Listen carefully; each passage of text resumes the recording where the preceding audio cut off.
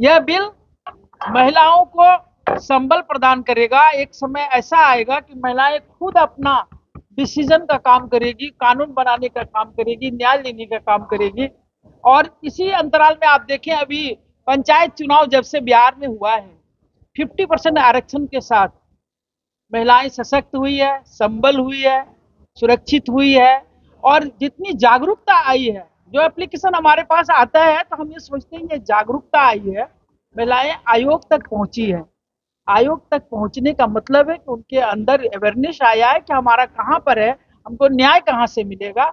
ये मैं एक उपलब्धि मानती हूँ। उनको शिक्षा मिला है, समर्थ मिला है, साधन मिला है और सहयोग मिला है। इसमें पुरुषों का भी सहयोग है, भाई के रूप में, पिता के रूप में, दोस्त के रूप में, पति के रूप में, सबों के सहयोग से महिलाएं उस मुकाम तक पहुंचने लगी है जहां से हम कह सकते हैं कि अब दोनों पहिया बराबर की ओर चलेगा। सदन में भी बड़ी भागीदारी की बात कही जा रही है। सदन में भागीदारी तो है, बिहार तो बराबर संभल रहा है। बिहार से आप देश की आज़ादी की लड़ाई से लेकर के संविधान निर्माण तक में देखेंगे कि महिलाओं का योगदान है। महिलाएं अपनी भूमिका बाखूबी सुंदर से निभाती है। अभी राज्य महिला आयोग का भी गठन हो गया है, मैं वहां भी बधाई दे के आई हूँ और उसके लिए हम तमाम महिलाओं को बधाई देते हैं। चलिए, धन्यवाद। ममता कुमारी, राष्ट्रीय महिला आयोग सदस्य। आयोग आपके द्वार कार्यक्रम के तहत 3 दिवसीय कार्यक्रम के अंतर्गत हम बिहार आए हैं, जिसमें कि सीतामढ़ी और पूर्वी चंपारण की जन सुनवाई है।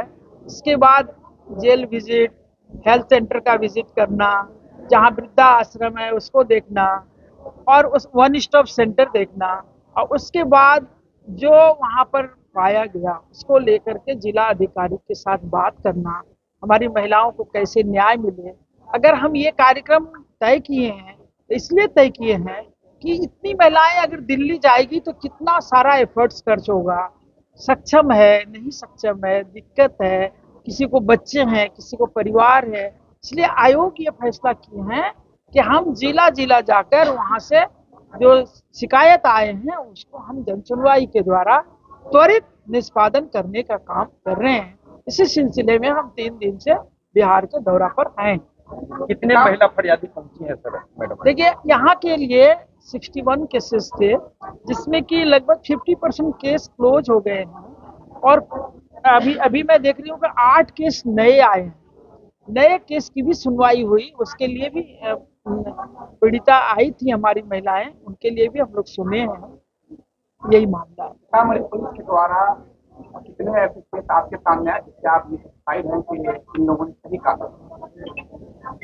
देखिए, जज है, कोर्ट है, कोर्ट अपना काम करती है। हम न्याय दिलाने के लिए जो हमारे पास प्रोसेस है, जहां मैंने देखा कि यहाँ पर असुविधा हो रहा है, यहाँ पुलिस को गाइड करना है, यहाँ पीड़िता को गाइड करना है, यहाँ समाज में हम बैठक, अभी आप देखे होंगे एक केस ऐसा आया जो महिलाएं दिल्ली चली गई थी 7 साल के बाद, उसको वो रखना नहीं चाहता, 4 बच्चे की माँ है। मैंने अभी तुरंत ही उसको कहा और उन्होंने बड़ा सहजता ढंग से, आप सामने थे, सहजता ढंग से उसने कहा कि हाँ मैडम हम रख सकते हैं। तो परिवार बसाना, परिवार को सुंदर ढंग से बसाना, ऐसा नहीं है कि हमारी महिलाओं को कोई घर में ले भी गया वहां जाके टॉर्चर करे, ये आयोग बर्दाश्त नहीं करती है। लेकिन मैं आपको एक बात कहना चाहूंगी कि अभी जो घरेलू हिंसा के मामला है वो बहुत ज्यादा है। इसको लेकर के आयोग एक निर्णय पर पहुंची है कि प्री मैरिज से पहले, चाहे वो माता पिता के द्वारा शादी तय किया गया हो या खुद से शादी तय किया, हम लोग एक उनका काउंसलिंग करने का काम करते हैं, उनके साथ विचार मंथन करते हैं, उनको ये बताना चाहते हैं कि शादी क्यों है। अभी हम देख के हम लोग हैरान हैं, हम लोग चिंता में हैं कि इतना क्यों ऐसा होता है कि शादी टूट रही है, आज किया 10 दिन बाद टूट रहा है। इसको लेकर के हम लोग गंभीरता पूर्वक एक तेरे मेरे सपना नाम से एक हर एक जिला में एक सेंटर होगा, जहां वो शादी से पहले आकर प्री मैरिज वहाँ से संवाद करेंगे, वहाँ हम उनको लिटरेचर देंगे, उनकी ट्रेनिंग करेंगे और उनके साथ एक ऐसा संवाद बनाएंगे कि वो अपना परिवार खूब सुंदर से चला सके। ये हमारी सोच है। वन स्टॉप सेंटर का आपने मैं गई थी, बिल्डिंग बना हुआ है, कुछ असुविधाएं थी स्टाफ की, उसके लेकर के मैं अभी बैठक करूंगी। इसके बाद अभी हम लोग बैठेंगे और बैठक में जहां मुझे कोई भी कमी दिखाई देगा, जहां मुझे कोई भी होगा, तो उसका हम संवाद करेंगे और उसको सुधारने का काम हमारा है।